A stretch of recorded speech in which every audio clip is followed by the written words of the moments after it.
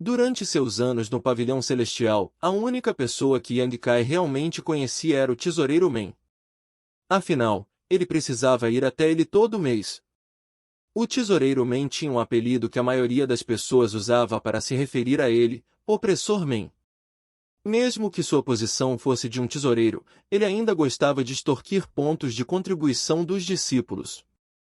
Pegue o creme de coagulação sanguínea, por exemplo, normalmente seria vendido por volta de 10 pontos de contribuição. Ele venderia 2 garrafas pelo preço de 3. Além disso, a quantidade de creme que deveria estar dentro das 2 garrafas era colocada em 3.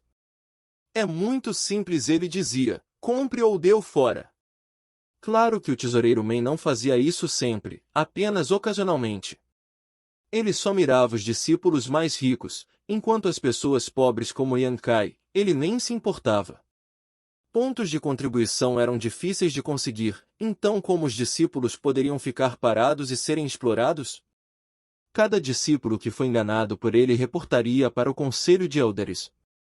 Eles o avisaram diversas vezes, mas ele continuava impassível. Além do mais, sua posição era crucial, e não havia ninguém que pudesse substituí-lo. Devido a isso, todos os discípulos da seita o odiavam até o limite. O velho era impiedoso com todos, exceto Yang Kai, para quem ele não podia fazer nada. Isso é porque certa vez, ele estava espiando uma discípula e foi pego em flagrante por ele. Sem respeito com os mais velhos. Que escândalo! Ele foi pego, o tesoureiro Men só podia baixar a cabeça na frente de Yang Kai. Era exatamente por isso que Yang Kai se tornou bem familiar com o velho.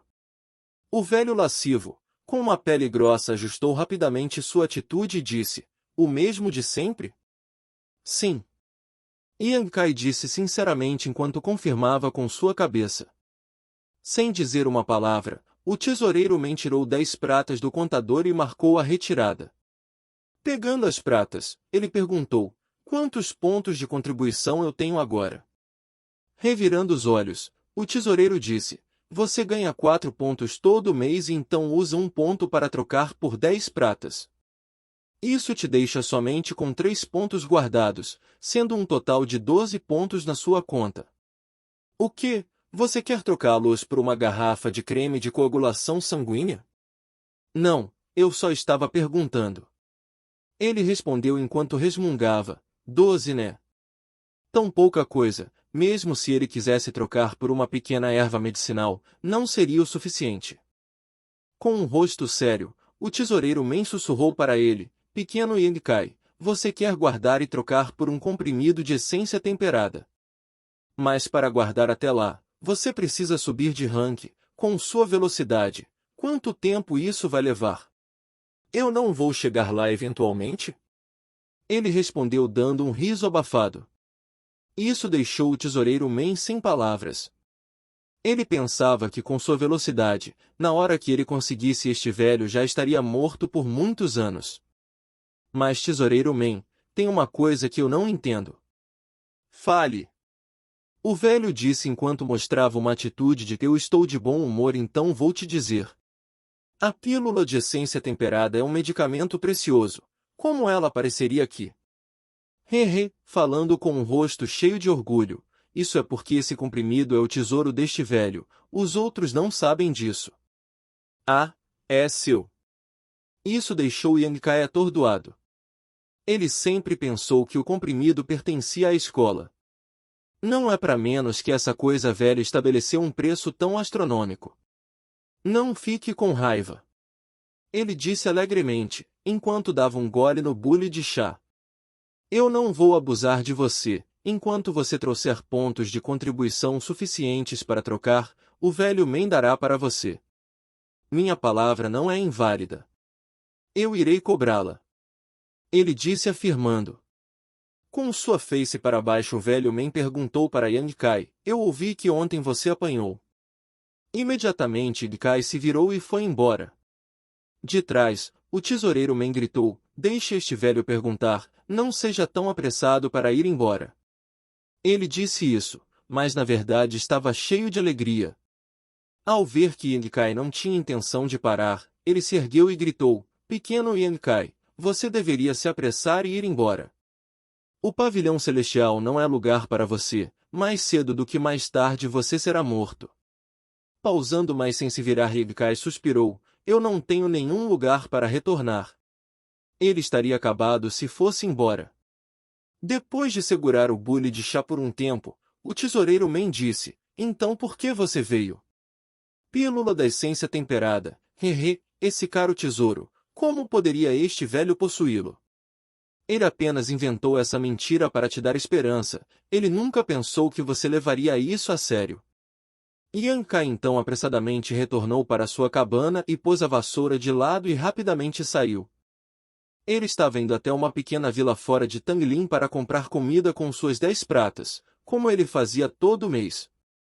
Pela primeira vez esse passeio não o deixou cansado. Anteriormente, toda vez que ele descia por esse caminho, ele ficaria com ataques de asma fortes de novo e de novo. Mas dessa vez, não só isso não aconteceu, seu corpo se sentia fortalecido comparado com antes e ele se sentiu menos desgastado descendo o caminho. Mesmo se ele andasse 100 quilômetros, ele sentiu que não se cansaria. Isso é por causa do esqueleto dourado? Isso deixou-o pensando em algo que aconteceu esta manhã. Enquanto ele varria, outro discípulo trombou nele, mas ao contrário do que normalmente ocorria, ele ficou firme e estável, enquanto o outro discípulo tinha caído no chão. Embora isso não fosse muito, em retrospecto, isso era incomum. Com seu físico fraco, como ele poderia não ter caído, mas a outra pessoa sim? Era sempre ele quem caia. Ficando cada vez mais excitado, ele pensou nas mudanças que o esqueleto dourado trouxe para seu corpo. Mesmo que essas mudanças fossem pequenas, gradualmente com o passar do tempo elas poderiam atingir grandes mudanças. Pensando nisso, Yankai se recuperou e logo andou até a cidade. Olhando ao redor, ele foi para o lado esquerdo da rua. Ele estava indo até uma loja de arroz. A loja não era grande e o dono tinha o sobrenome Rei e era um morador local. Ele tratava todos os clientes igualmente e isso era um dos motivos pelos quais Yankai comprava dele. Uma loja tão pequena podia ser encontrada em qualquer lugar. O motivo de a Vila Ameixa Negra ser tão ocupada era por causa das áreas em volta, fora eles havia o pavilhão celestial e também aceita-ventos da chuva. O relacionamento entre os dois não podia ser considerado ruim. As várias outras pequenas seitas não podiam ser comparadas com essas duas principais seitas já que elas nem tinham sua própria terra. Era precisamente por causa duas seitas principais que a vila era capaz de vender tantas armas diferentes e manter um ambiente movimentado cheio de mercadorias diferentes, criando um ambiente igual ao da capital da dinastia Han. Depois de andar por um tempo, Yankai acidentalmente andou até um beco onde havia algumas pessoas reunidas. Ele não sabia o que eles estavam fazendo, mas eles eram suspeitos e deram um olhar extremamente perverso para Yankai.